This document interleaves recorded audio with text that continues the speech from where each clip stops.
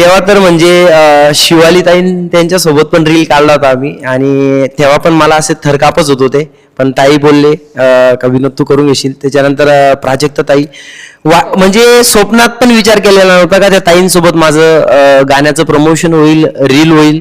पण जेव्हा त्या ताई बोलल्या का मला करायची इच्छा आहे, मी तुमच्याबरोबर डान्स करणार आहे या गाण्याबद्दल, आम्ही तिघांनी प्रॅक्टिस एकदम मस्त सर बोलले करून घेऊ आपण तिघं मिळून मस्त करू म्हणे. आमचा असा प्लॅन झाला, पण तिथे गेल्यानंतर प्लॅनच चेंज झाला.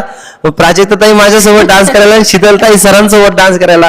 अरे बापरे, मग ही मोठी गोष्ट होऊन गेली. म्हणजे तेव्हा पण असं थरकाप होत होतं. मग ताई बोलल्या का मला तुमची हुकलाईन काय ते सांगा. मग आम्ही तिघं मिळून ताईला सांगितलं, आणि तेव्हा ते तिथं एकदम भारी मजा येऊन गेले तेव्हा बघायला.